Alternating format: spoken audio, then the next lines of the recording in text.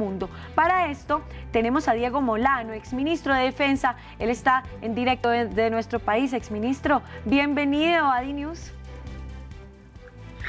Muy buenas tardes, un saludo especial a ustedes y por supuesto a toda la audiencia de DNews. Igualmente una noticia muy importante para ambos países porque Ecuador se ha convertido en un centro de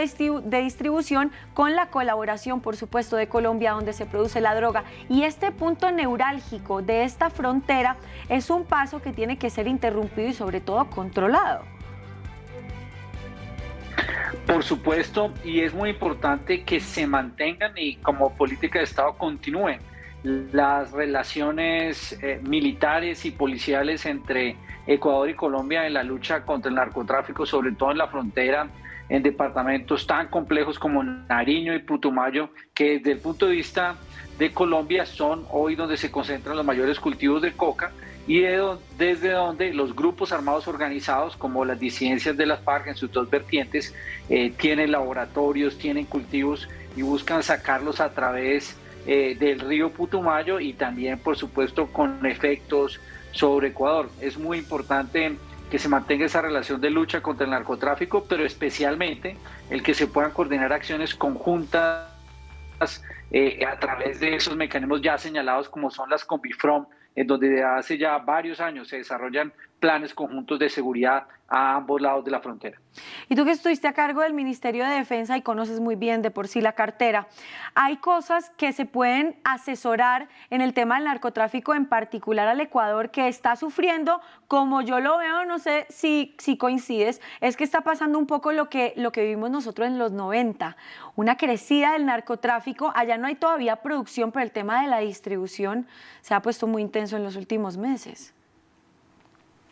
Yo creo que hay dos temas que son esenciales de trabajar desde el punto de vista de narcotráfico. Y recientemente tuve la fortuna de estar en Ecuador, en Guayaquil, hablando con algunos de los gremios afectados por el narcotráfico, y lo que uno ve claramente es que el narcotráfico es un mal que desafortunadamente va erosionando las bases sociales, va afectando las instituciones y va generando corrupción al interior de los países. Lo vivimos nosotros, lo enfrentamos con los grandes carteles de la droga y puede estar sucediendo algo igual en varias de los diferentes departamentos y regiones en Ecuador, y por eso es fundamental el fortalecimiento y la definición de las tareas claras para las fuerzas militares en Ecuador y también, por supuesto, para la policía. Y eso implica también una estrecha coordinación internacional que es muy positiva en el caso que se dé con Colombia. Lo que sí tiene que definitivamente darse es entender cuál es la nueva realidad, porque con el nuevo gobierno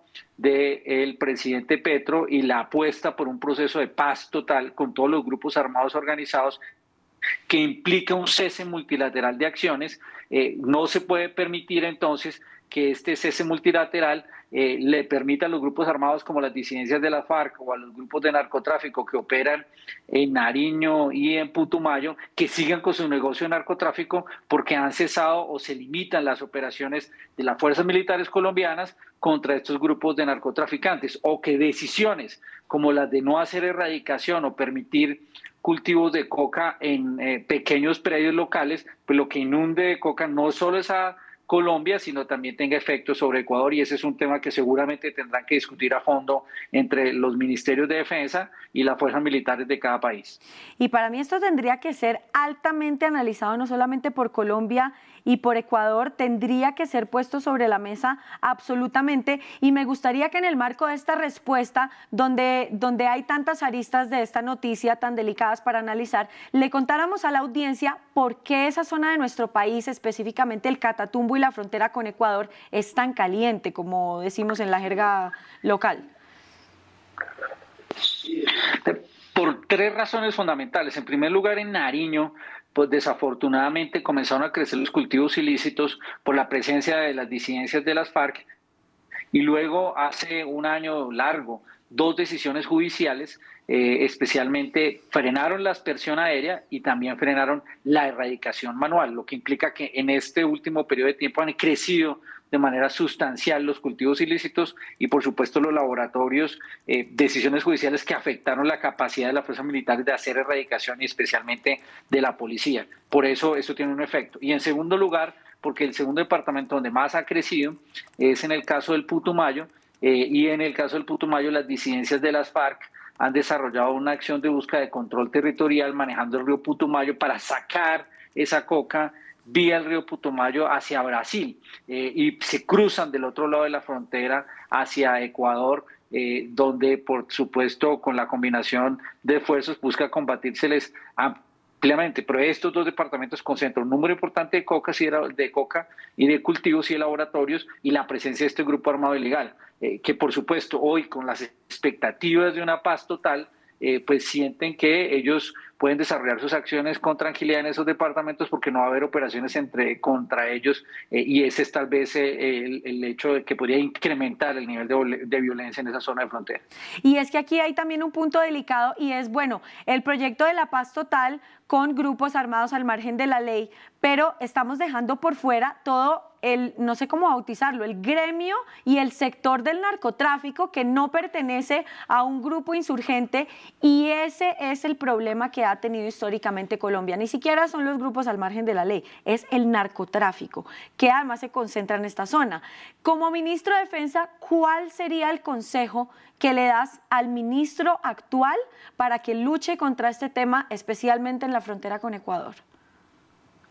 No, yo no me atrevo a darle consejos al ministro porque cada uno tiene sus propias políticas. Lo que sí es claro es que en Colombia grupos armados ilegales son terroristas y son narcotraficantes. O sea, las disidencias de la FARC no tienen ninguna diferencia con un grupo narcotraficante. Ellos tienen relaciones con grupos de narcotráfico internacionales como los carteles de la droga mexicanos, y tienen cartel en esa zona, por ejemplo, en Putumayo. Las disidencias de la FARC son narcotraficantes, cultivan, tienen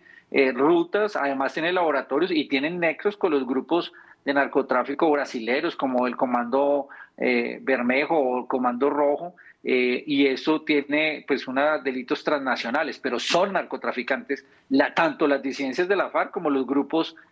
transnacionales de narcotráfico brasileños, o en el caso de los carteles mexicanos en la costa pacífica de Nariño también. Eso uno no lo puede, es incuestionable, es innegable que los grupos armados son narcotraficantes, se hacen parte de su esencia, con lo cual allí se alimenta la violencia. Lo que tiene que hacer un país es combatir esos grupos de narcotráfico y discutir ese tema central en los procesos de paz. No puede ser que en la discusión de un proceso de paz no se considere qué se va a hacer con el narcotráfico, con las rutas, que son la fuente fundamental que alimenta la violencia, que les permite comprar armas, que al final son con los que asesinan líderes sociales o generan desplazamientos forzados y violan los derechos humanos de la población en esas zonas de frontera.